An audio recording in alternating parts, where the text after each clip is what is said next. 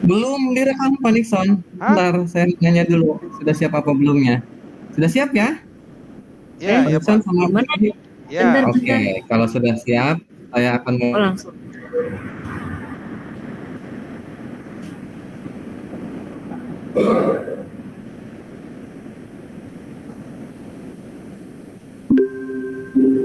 Oke. Ya, baik. Assalamualaikum warahmatullahi wabarakatuh. Selamat sore. Di kali ini saya akan memaparkan kegiatan ruang kolaborasi pada modul 2.3 mengenai peran sebagai coaching. Saat ini saya berpasangan satu kelompok dengan Ibu Meni Sriburanti, di mana pada sesi kali ini saya akan bertindak sebagai coach dan Bu Meni akan bertindak sebagai coaching. Ya, sebelumnya akan saya beri pengantar baru kita akan mulai coaching. Kita mulai ya Bu ya. Siap. Ya. Assalamualaikum, selamat sore. Bagaimana kabar Ibu? Waalaikumsalam warahmatullahi wabarakatuh, Pak Nixon. Alhamdulillah, kabar saya baik meskipun di sini cuaca agak mendung-mendung. Iya Bu. Soalnya bentar lagi mau hujan nih, sepertinya kita harus berjibaku dengan hujan lagi di hari ini. Iya Bu, memang udah masuk musim hujan ya. Semoga sih kita terus sehat-sehat ya Bu, kita beraktivitas gitu. Ya, Oh amin, amin ya rabbal alamin. iya Bu, nih sebelum kita mulai, gimana perasaan Iya. Ibu menjelang kita coaching hari ini? Ada hal yang ingin Ibu diskusikan atau Ibu sampaikan nggak? Hmm, sebetulnya sih, jujur ya Pak ya, Iya. saya tuh sebenarnya agak-agak sedikit gimana ya, kecewa. Ada sedikit merasa sedikit kecewa yang agak-agak frustasi gitu. Jadi gini ceritanya, saya ini kan di SMA 9 ini bertindak sebagai seorang apa wakil ya, wakil dari koordinator P5 tema Bangunlah Jiwa dan Raganya. Otomatis saya juga termasuk yang panitia inti untuk penyelenggaraan P5 ini agar berjalan dengan sukses. Begitu ceritanya. Nah, namun saya ada kendala. Ya Allah, ini benar-benar ya. Jadi saya punya rekan-rekan sejawat dan rekan-rekan ini adalah bapak-bapak, maaf ya Pak Nixon. Jadi bapak-bapak ini nih cenderung kalau yang namanya sama kegiatan P5 agak-agak gimana gitu ya. Mohon maaf ya kalau bahasanya itu kurang bertanggung jawab di dalam kegiatan P5 ini. Jadi agak sulit nih mau membuat kolaborasi antara pihak kami panitia inti atau tim inti dengan para bapak-bapak ini. Karena kan kita semua sama-sama bertindak punya kewajiban sebagai fasilitator P5. Tentunya setiap fasil itu kan nanti membawahi beberapa anak ya Pak ya, sekitar kurang lebih 15 sampai 16 anak. Nah otomatis kalau bapak-bapak ini nggak ada atau dia tidak melaksanakan sesuatu tanggung jawabnya, tentunya kan anak-anak jadi kocar kacir ya kan Pak? Iya Bu, betul. Saya jujur aja ya, saya menghargai kejujuran Ibu. Yuk Nah, kita jadikan kegiatan kita ini, coaching ini, semoga kita sama-sama bisa mendapat solusi ya Bu. Nah ngomong-ngomong nih, ya, ada hal lain yang ingin Ibu sampaikan lagi nggak? ada sih, tapi nanti aja deh habis akhir-akhir sesi ini saja. Oke, baik. Kita langsung ke pertanyaan aja ya Bu ya, sesi tanya jawab. Oke, siap. Oke. Nah, kita sekarang masuk ke coba saya gali tentang tujuan dulu. Nah, yang pertama nih Bu, apa tujuan yang ingin Ibu capai dari coaching kita ini? Jadi sebetulnya begini, saya itu karena saya bertindak sebagai tim inti, maka saya harus apa namanya memiliki kemampuan ya Pak ya. Gimana gitu loh. Gimana supaya kemampuan saya ini bisa meningkat. Untuk apa? Untuk mendorong bapak-bapak itu yang rekan sejawat itu agar mau berkolaborasi begitu Pak. Sehingga tumbuh rasa tanggung jawab pada diri mereka. Sebagai apa? Sebagai fasilitator dalam kegiatan proyek P5 di tema yang bangunlah jiwa dan raganya ini. Kebetulan kan temanya ini agak-agak sedikit abstrak ya Pak ya. Kita itu lebih ke produk yang sifatnya nggak konkret. Nah, jadi ini kan memang mereka mungkin meraba-raba juga. Nah, inilah makanya saya kepingin mendorong meningkatkan kemampuan saya supaya teman-teman saya ini semakin bersemangat begitu Pak. Intinya sih biar bertanggung jawab aja sih sebagai fasilitator proyek P5. Ya, bagus sekali itu. Niat Ibu udah sangat baik sekali. Apalagi kan kalau kita bicara P5 tadi saya ulas sedikit kan produk akhirnya kan perform ya. Nah, Iya, perform. benar. Nah, untuk Ibu sendiri tujuan akhir Ibu definisinya apa? Yang Ibu pengen setelah kita coaching? Ya intinya sih saya ingin bisa gitu ya mendorong rekan-rekan sejawat saya itu supaya bisa bertanggung jawab dalam berkolaborasi dengan saya sebagai fasilitator proyek P5 di sekolah kami, dengan cara yang efektif gitu Pak, dengan cara yang baik dan efektif begitu. Bagus, cakep. Nah, tinggal patokannya yang menurut Ibu, ukuran keberhasilannya yang Ibu pengen itu kayak gimana? Ukuran Kalau keberhasilan. untuk ukuran keberhasilan ya, tujuannya pokoknya sampai pada tahap saya itu bisa mendorong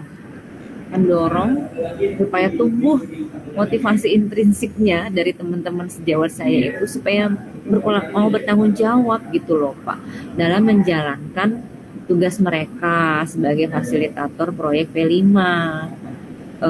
Tapi nggak sebatas tunai tugas aja ya Pak ya, tapi mereka itu benar-benar mampu melaksanakan tugas sebagai fasil itu dengan maksimal karena kan namanya juga P5 ini kan benar-benar butuh pembimbingan ya Pak ya. Nah kalau misalnya dari teman-teman itu udah mulai kabur-kaburan, menyerah dan nggak ada motivasi, nah itu jadi agak sulit gitu Pak. Jadi saya tuh benar-benar pengen agar saya itu bisa mendorong rekan-rekan saya supaya mereka itu tumbuh motivasi intrinsiknya sehingga nanti akan didapatkan hasil yang memuaskan dari proyek P5 yang kami kerjakan bareng-bareng ini Pak, begitu. Sip. Nah, sekarang kita masuk ke identifikasi ya. Nah, apa yang bikin Ibu merasa sulit, susah dalam mendorong teman-teman Ibu nih, bapak-bapak sama-sama fasilitator rekan sejawat Ibu untuk bertanggung jawab dalam berkolaborasi dengan Ibu sebagai fasil? Kesulitan Ibu kira-kira yang bikin Ibu ngerasa susah itu apa? Iya, jadi kan begini Pak, namanya kegiatan P5 itu kalau di sekolah saya itu kan kegiatannya hari Jumat. Dan kegiatan namanya hari Jumat itu kan terpotong dengan sholat Jumat ya Pak ya. Yaitu dari pukul 11:30 tentunya setelah sholat Jumat itu akan ada kegiatan istirahat sampai jam 1. Sehingga mungkin ya, mohon maaf ya, bukannya saya itu membuat pemikiran sendiri. Mungkin karena ini hari Jumat, orang sejatinya itu lebih banyak melaksanakan kegiatan sholat Jumat, jadi mungkin agak-agak gimana gitu ya, namanya bapak-bapak itu kan kayaknya kalau misalnya menghabiskan waktu terlalu dalam ngurus anak-anak P5 itu kan tentunya nggak bisa waktunya singkat, pasti akan butuh waktu berkepanjangan. Nah, jadi ini mungkin ya yang benar-benar sulit gitu Pak menumbuhkan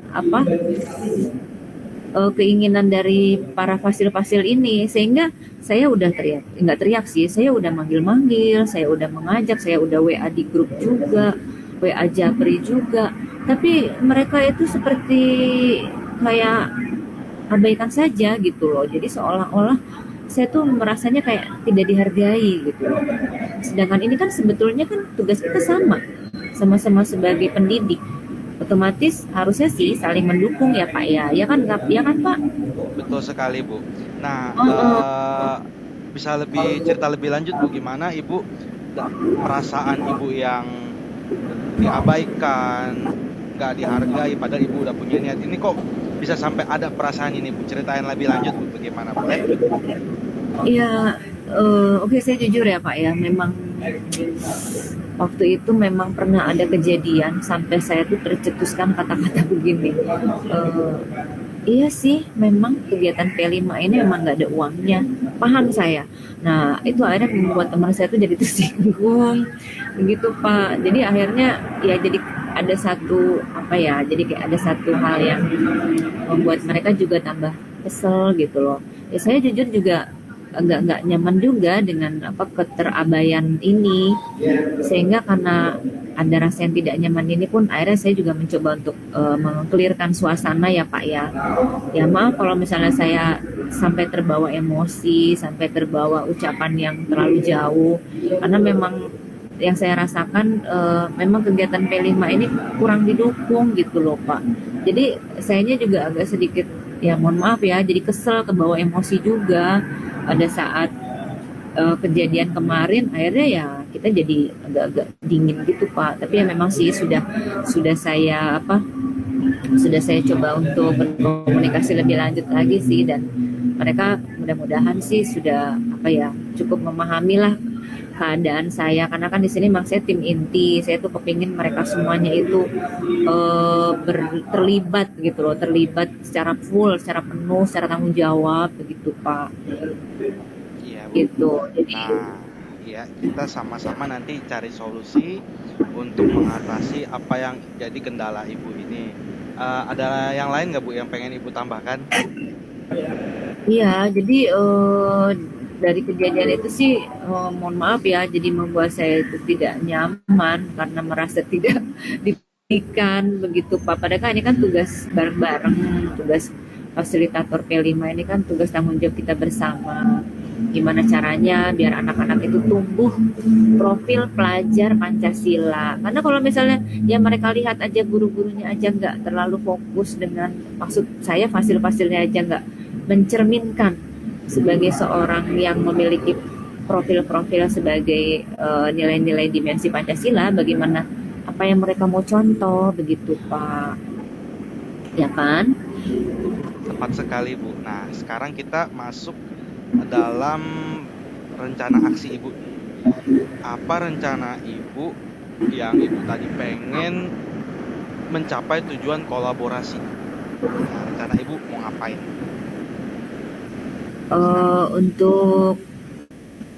Untuk rencana ya Pak ya. Ya, Jadi sebetulnya sih rencana saya sih ini, saya ingin mempelajari konsep kolaborasi efektif gitu. Karena kan ini kan memang sebetulnya sih intinya kolaborasi ya Pak ya. Kemudian saya juga berharap bisa mengkomunikasikan harapan dan tanggung jawab kepada rekan-rekan sejawat saya gitu. Dan memberikan umpan balik konstruktif kepada mereka begitu. terus prioritasnya dari rencana Ibu tentang kolaborasi efektif ya. Prioritasnya yang Ibu mau lakukan seperti apa, Bu? Yang mana dulu? Sebenarnya prioritas saya itu adalah pertama nih mempelajari konsep kolaborasi efektif dan mengkomunikasikan harapan dan tanggung jawab kepada rekan sejawat. Kemudian saya percaya sih bahwa dengan memahami konsep ini nantinya dan menerapkannya dalam kolaborasi saya akan dapat meningkatkan kualitas dan hasil dari proyek P5 yang dikerjakan secara bersama-sama. Begitu, Pak.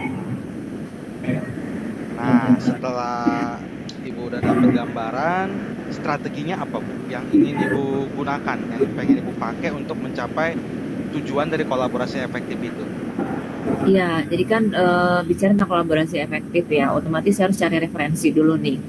Cari referensi dari beberapa sumber seperti buku, dari internet, dari jurnal-jurnal seperti itu. Termasuk mungkin nanti saya bisa lihat-lihat dari contoh-contoh praktik baik yang sudah pernah rekan-rekan sejawat lainnya yang telah mereka lakukan begitu.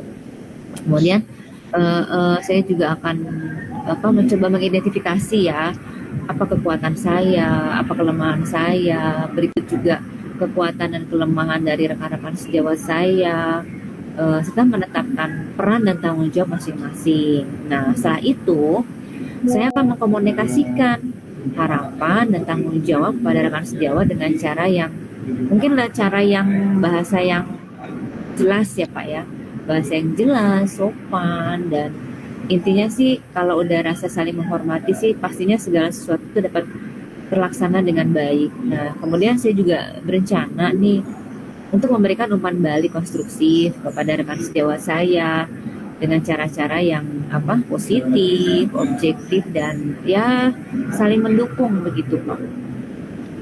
Luar biasa Bu, bagus. Itu jadi langkah-langkah Ibu yang Ibu tadi paparkan udah sangat baik sekali.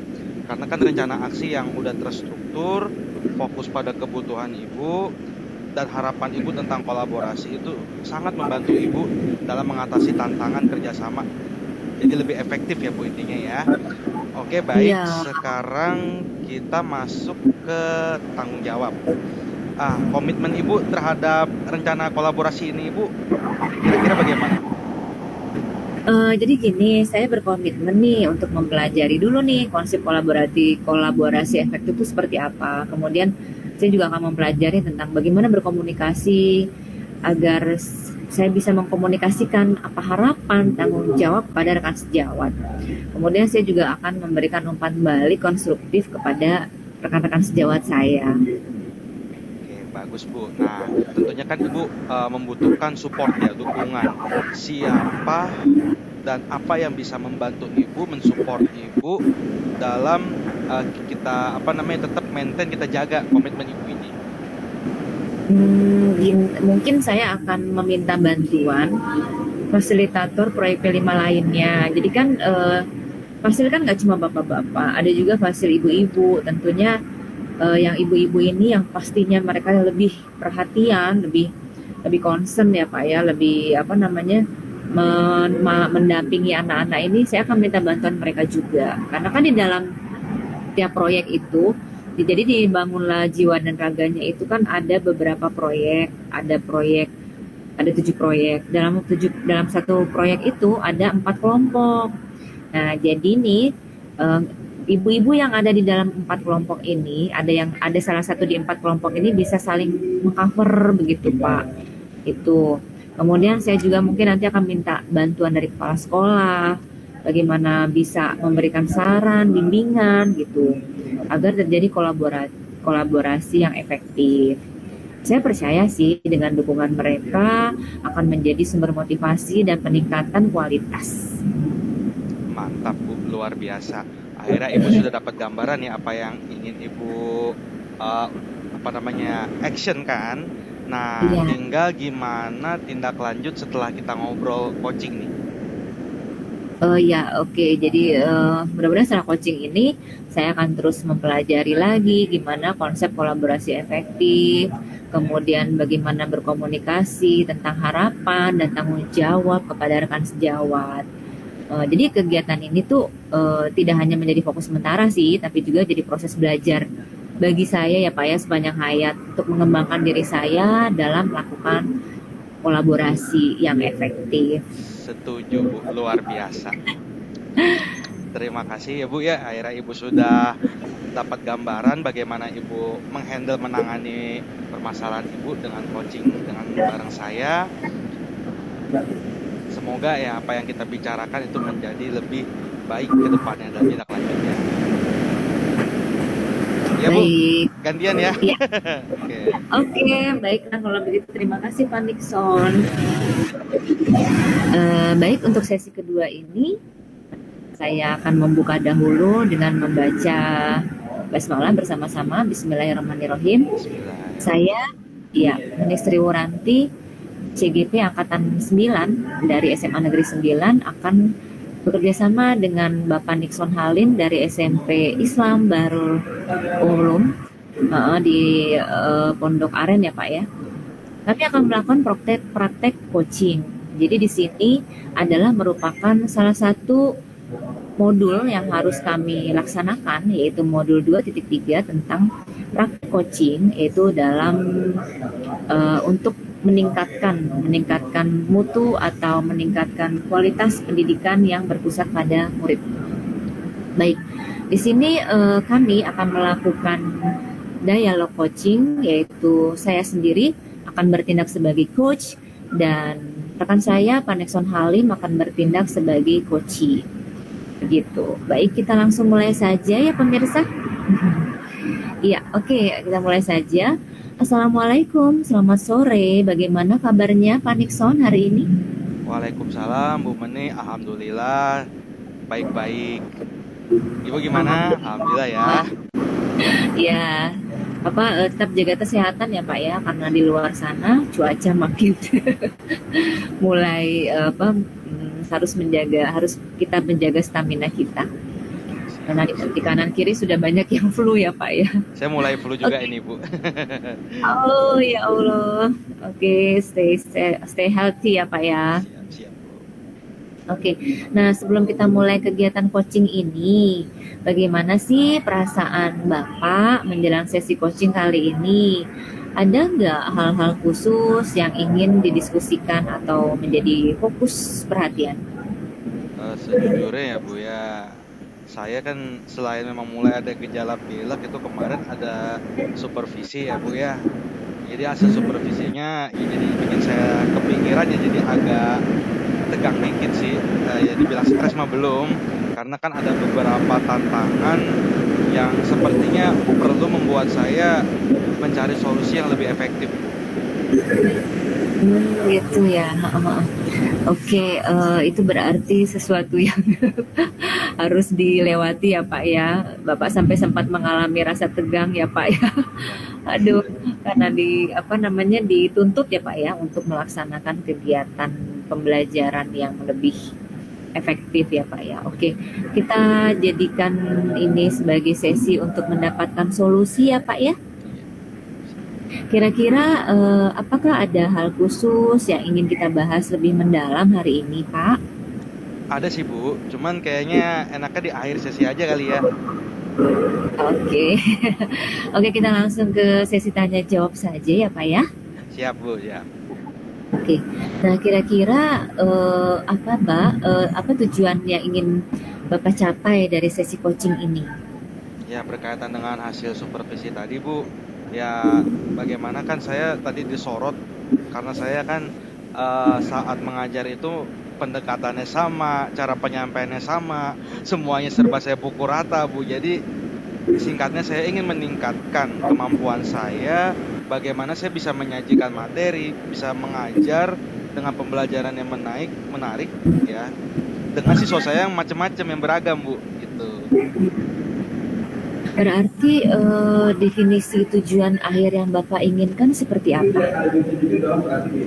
Saya ingin menyajikan materi yang menarik bagi siswa saya yang macam-macam Bu, diferensiasi dengan tepat dan efektif Bu. Bagus banget itu ya. Berarti Bapak sudah bisa melaksanakan kegiatan pembelajaran yang berpusat pada murid ini ya Pak ya. Oke, berarti kira-kira apa nanti ukuran keberhasilan yang Bapak inginkan dari sesi coaching ini? Nah, ukuran keberhasilannya sih saya bisa menyajikan pembelajaran materi yang menarik dan berdiferensiasi bagi siswa saya yang beragam.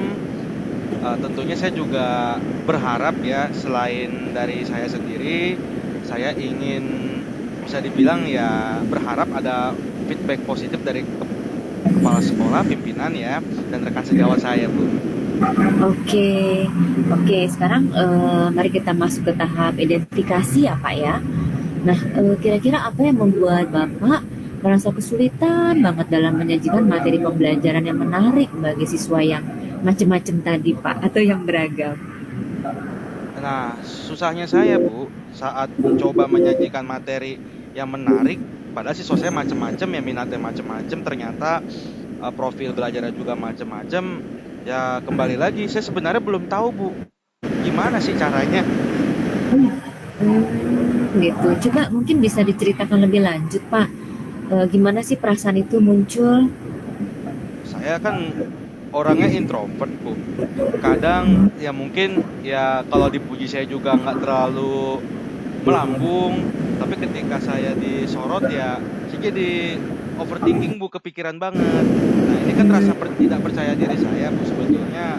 Saya lebih cenderung orangnya kan yang dibilang trust issue, takut gagal. Jadi saya ya masih ragu-ragu, Bu, kalau mencoba hal baru kayak gini. Nah, kadang-kadang saya pengen belajar, jamnya padat ya, Bu, namanya struktur kurikulum. Ya waktu KBM juga saya sempit sekali kalau ingin cari-cari tahu gitu, Bu, belajar hal baru. Ya, ya, paham, paham, paham. Lalu gimana Bapak menghadapi situasi yang waktu sempit, terbatas, sementara jam ngajar juga penuh ya Pak ya? Gimana Bapak untuk menghadapi situasi tersebut? Ya saya sempat-sempatin sih, Bu, katakanlah sekedar dialog dengan teman saya atau kebetulan mereka yang udah pernah jadi fasilitator, yang pernah jadi instruktur, itu kayak gimana sih yang gambarannya tentang apa namanya tadi diferensiasi itu.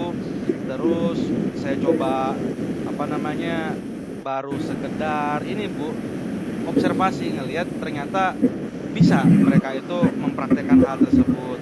Nah, terutama di sini ditambah Ibu sebagai coach sudah mengarahkan saya dengan pertanyaan-pertanyaan yang membuat saya refleksi, yang membuat saya merenung bagaimana saya harus bisa menyusun pemahaman yang lebih dalam mengenai tantangan yang saya hadapin, Bu.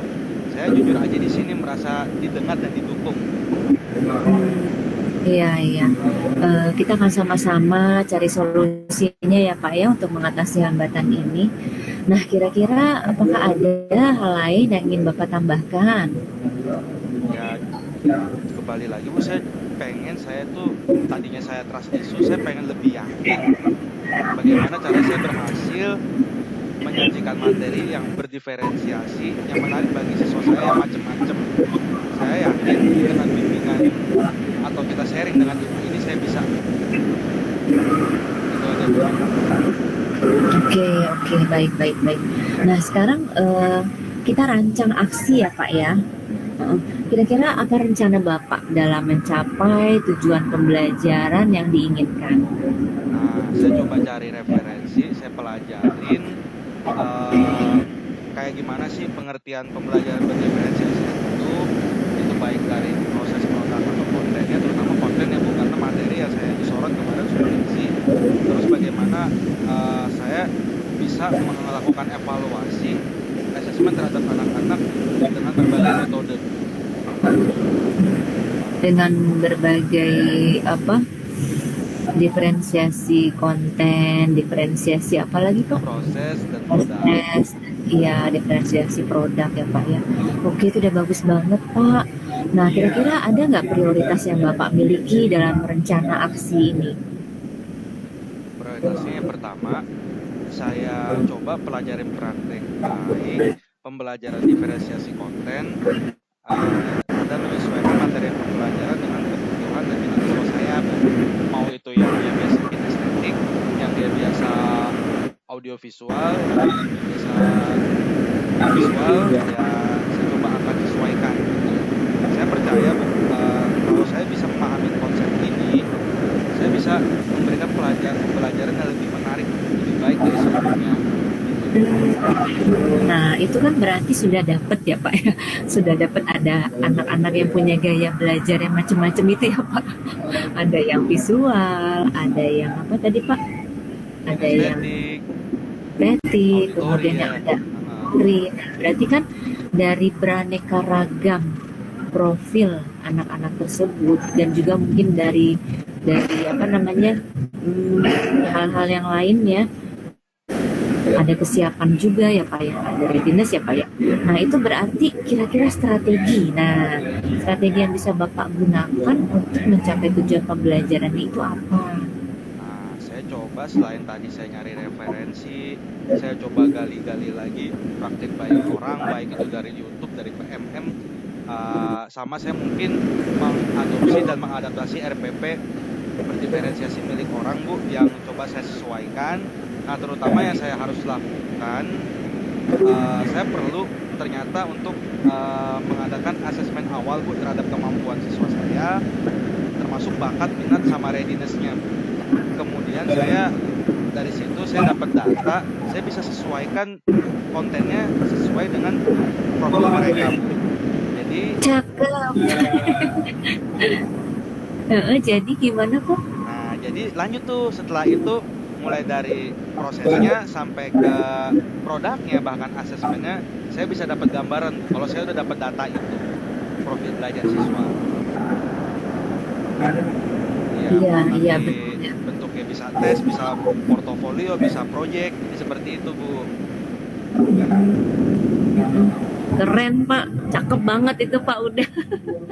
Itu udah langkah-langkah yang sangat bagus tuh Pak. Jadi kan tinggal membuat rencana aksinya nanti seperti apa ya Pak ya. Jadi rencana aksi yang terstruktur dan fokus pada kebutuhan dan minat siswa yang akan membantu Bapak mengatasi tantangan belajar dengan lebih efektif. Begitu ya Pak ya. Keren memang Pak Nixon.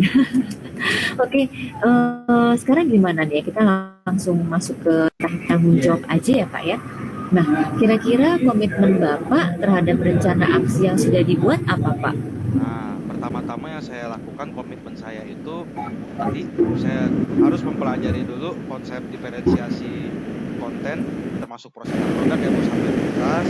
Terus bagaimana saya bisa menyesuaikan materi pembelajaran sesuai dengan data kebutuhan dan minat siswa dari hasil asesmen awalnya. Terus saya coba kembangkan evaluasi atau asesmennya dengan bermacam cara atau metode.